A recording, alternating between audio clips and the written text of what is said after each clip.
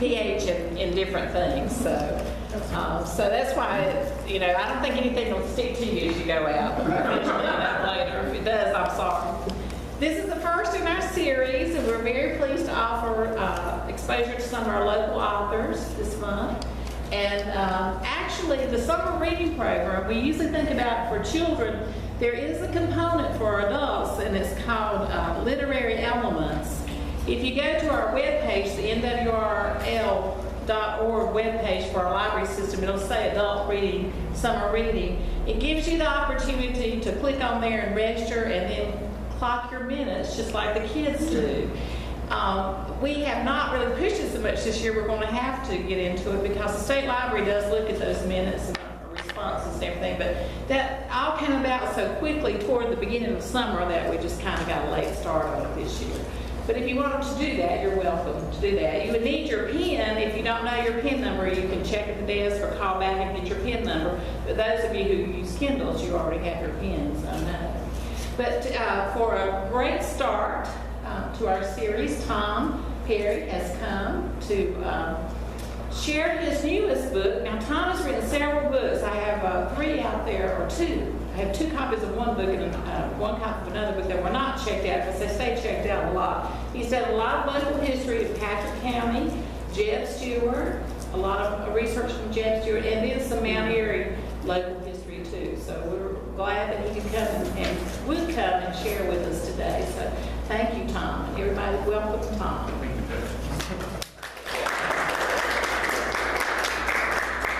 We'll talk for food. Good afternoon. This is probably one of the projects I've done. We probably had the most fun. This book is not, yeah, there you go. Turn the lights off there. Yes, yeah. Well, she's on top of things. I saw in here with a handful of dough a while ago. I'm going to tell you about something that's not here anymore. That used to be something that came through Mount Airy and stopped in Mount Airy. It was the Mount Airy Eastern Railroad. And about the book and writing the book and what we found. And it started off with my good friend Anthony Terry, who was on his farm. Doris knows Anthony. Shown here on the left. I'm going to lower this too. I believe we can see a little bit better. I think you figured this out.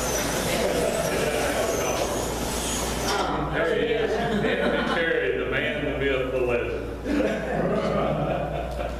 Anthony called me up in April of about 2006 and said, "You might want to come up here. I found something." And I went up the next day, and Anthony indeed had found something. He found over a quarter mile of the Mount Airy Eastern Railroad still in the exact bed that it had always been.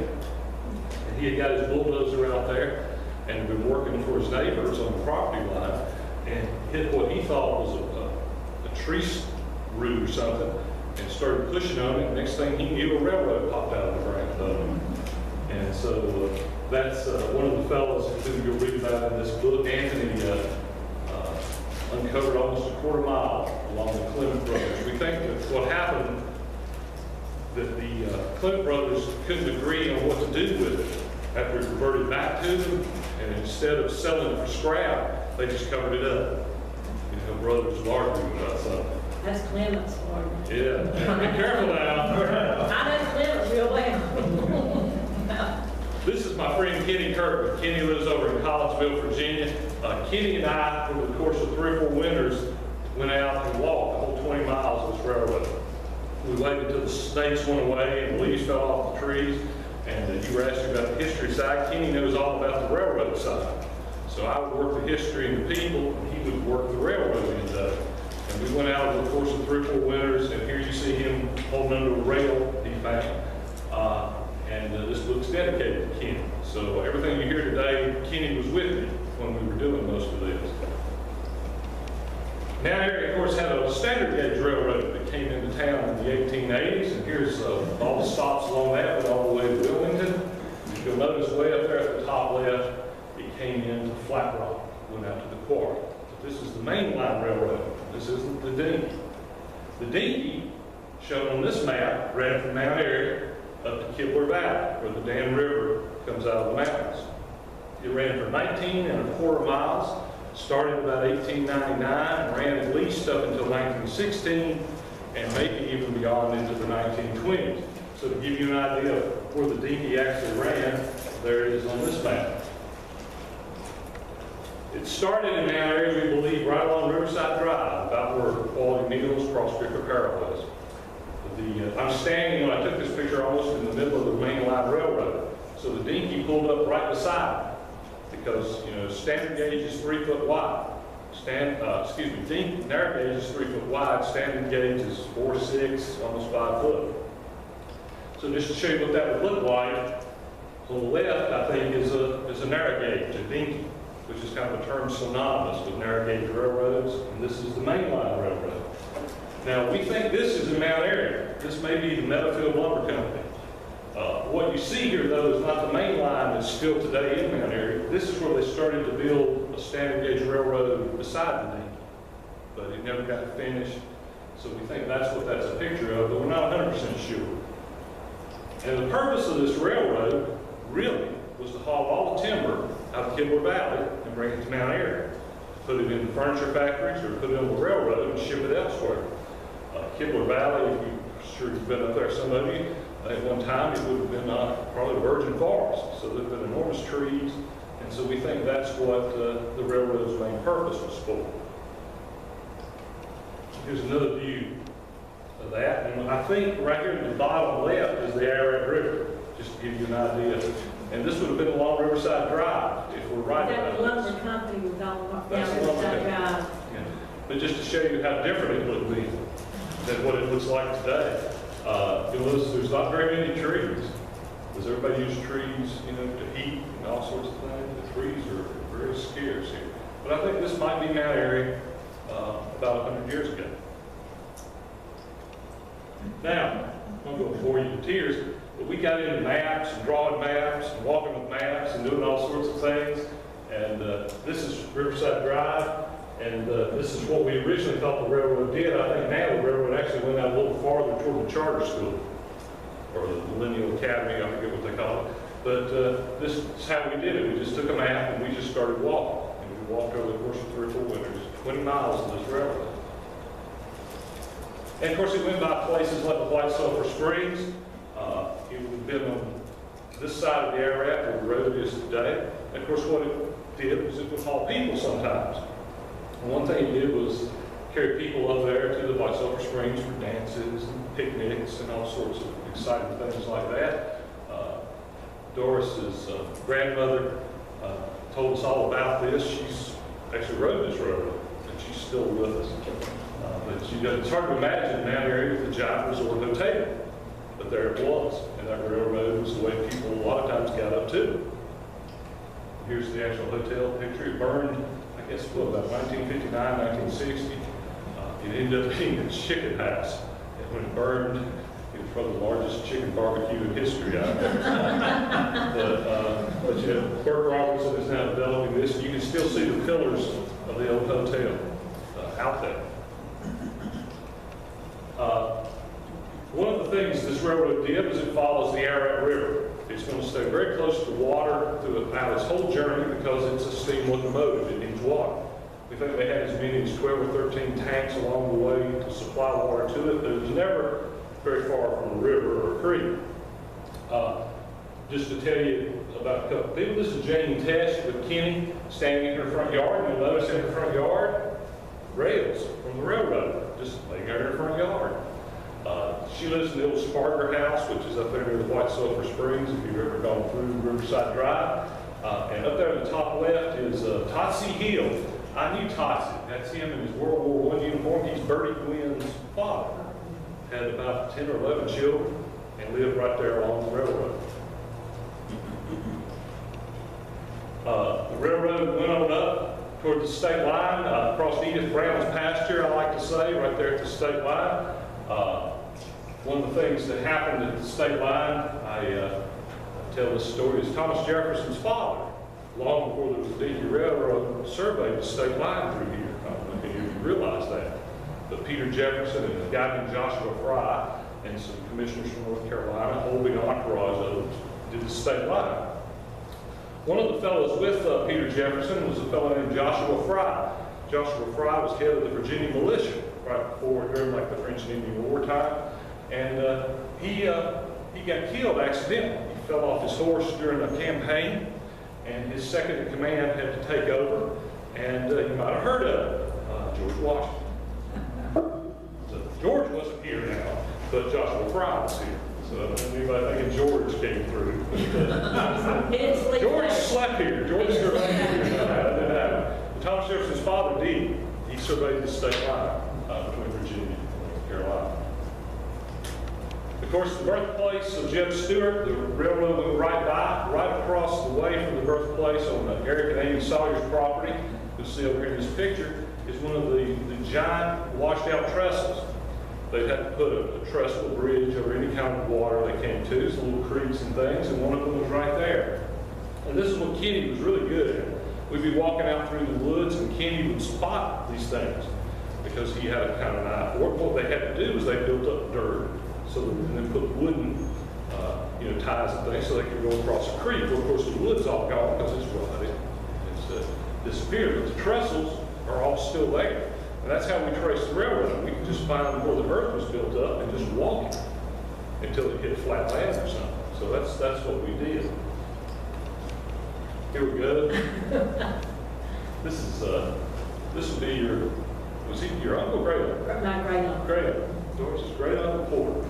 Porter, and this is about this is about 2006 or 7. Porter was probably about 92 years old. I've known Porter my entire life. He actually rode the railroad. So Kenny and I went and found people who'd actually been on this railroad. We got a great video of Porter and Doris's grandmother, who were brother and sister, talking about riding this railroad. Carrie Sue was probably about 95, Porter was about 92. Imagine being 92 and being a younger brother. So we videotaped them, and Porter loved to spin a big old yarn. He ran the store up there in Ararat for years, and he would tell some big tale, and I never forget this. Carrie Sue hauls off and whops him in the arm. Porter, you know that ain't true. But that's Porter's story, and he stuck to it. This is Porter's farm there in Ararat, which across the railroad cut right across his farm. So he took us out there on his John Deere, the Gator, and rode us all over the path of the Dinky. And I had Kenny with me, and Gordon Axelson and Desmond Kendrick had 4 or 5 of us out there. We started out with about 4 or 5 of us, and ended up with just 2 of us walking this railroad. Porter down here at the bottom on Clark's Creek had some of the best farmland around. He had a watermelon patch, and that day they were ready. And he took us around that Gator and stopped and said, "Boys, get off and get you a watermelon." Well, you didn't have to ask me for once. So I dived off the back of this Gator, and all those other guys, city boys, "Oh no, Mr. Bondura, we couldn't do that." No, sir. Porter just pulled off and left me, holding this giant sterile watermelon, and I had to carry it all the way up this hill. But the fun thing about this railroad was the people. This book is not so much about the railroad itself as it is the people along the railroad. And Porter was definitely one of the high points of Is that their house in the background there in the middle? Is that their house? This would have been where I guess your grandmother grew up, right Back there. their home place, yeah. That's where your grandmother grew up. Borders in her home place, yeah. And this was the Pettigo land. The Pettigos had been in Ararat almost from the beginning of when this was a country. And the Pettigos were next door neighbors to the Stewarts. So Carrie Sue, her grandmother, would tell me stories about the Stewarts because her grandmother had told her grandmother knew Jim Stewart. So that's getting it almost from the proverbial horse's mouth, I guess. What the railroad did then is it turned away from the Ararat, and it's going to follow Clark's Creek, which is a little stream, and it's going to follow Clark's Creek most of its distance. And this is Kenny down searching for rails along that. This is the old farm road there. I believe this belongs to Dwight Jessup. And that's actually the railroad. We think that's actually where the railroad went, was right on that farm road. Well, what you found is a lot of these farmers turned the old railroad bed into their farm roads. It was already there, it was already built up, might as well. We went by all sorts of things like granite outcroppings. Imagine that around here, granite outcroppings. Here's another washed out trestle, just to show you, you can see the middle part's gone, but you can see how built up it is. And it's built up by man, not nature. And we got up there near where Anthony found some of it. There it is. This is on Doris's, Daryl's brother. This is on Daryl, her brother's land. Another huge I remember trestle. playing on that. We used to go down in the woods and play, children. We played on it. Absolutely, absolutely. And Daryl and I kind of grew up together playing basketball. The thing about this is, every property owner that we went to, every one of them let us walk across the property. We didn't run into one property owner who turned us away. We didn't run into one angry dog. In fact, a few times we ran into some dogs so friendly that we started a caravan of them. But we would walk along and there'd be a rail stuck in the side of the tree. And like I said, you can see where Anthony uncovered some. So what I did, try to do is document this with maps and things. I have a whole set of web pages built about this if you'd like to go look at it. Here's Anthony and Kenny, and you see Anthony standing on some of the rails he found. This reminds me of a Department of Transportation job where you got one guy telling 5 other guys something to do. Now, what happened to the Mount Airy Eastern Railroad was about 1916, the Dan River flooded and just about destroyed it. Back then, the Dan River didn't have any dams on it, and we had 2 tropical storms, possibly hurricanes, hit within a week of each other in 1916, and it just about destroyed the railroad. The railroad always had trouble surviving financially. It went under 2 or 3 different names, 2 or 3 different owners, and here at Meadowfield, there was actually a little bit of an industrial complex. If any of you go up to Kibler Valley, Meadowfield is where you cross what I call the Zeb Scales Bridge. The bridge is kind of in that weird curve, and that's Meadowfield. Today, if you go to Meadowfield, there's only one house left. But years ago, 100 years ago, it was a thriving industrial area right there. Well, after the flood, we think the new owners built a new spur of the Mount Airy Eastern Railroad, and it went up all the way to what would be Kremlin's property today, the southern end of Kremlin down near Kibler Valley. The original Dinky, we think, went all the way into Kibler Valley. So there's 2 spurs. Now this gets very confusing when you're trying to talk to people about, now where did the railroad go? Well, it came right by my house. Well, your house is a mile over there. How did it possibly come there? Because there's 2 spurs there.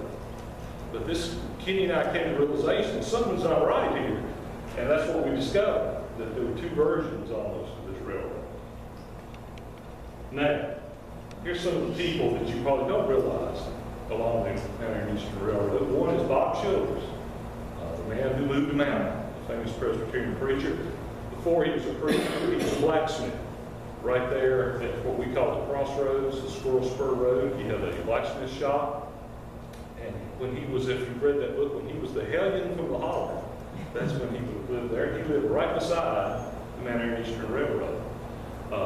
Across the way from him would have been Harry Everson, who was Ralph Everson's father. So Ralph and all his family lived right along the Mount Airy Eastern Railroad. And what's his name? Up there at the top right, his grandfather. I think Samuel Griffith was his name. Actually ran a sawmill along the Mount Airy Eastern Railroad. So you see, you run into all sorts of interesting characters here. This is Jim and Jerry Love's cabin down on the Dan River, and he's one of those landowners that let us cross over. This is what we call Fall Creek falling into the Dan River, literally right beside Jerry's place. That's probably the prettiest place that we found along this railroad. But in the top left, interestingly enough, is the old schoolhouse for the Clarks Creek Church. Now, it's today, I think it's the Clarks Creek Progressive Primitive Baptist Church. Why is it a progressive primitive Baptist church? Anybody know? We need Tommy. She goes to one of our staff members. They do Sunday school, so they're progressive. Oh. It's not just primitive, they're progressive primitive Baptist church. Well, That building's still there. Yeah, it's still there. Well, of course, this is when schools were segregated, separate but equal.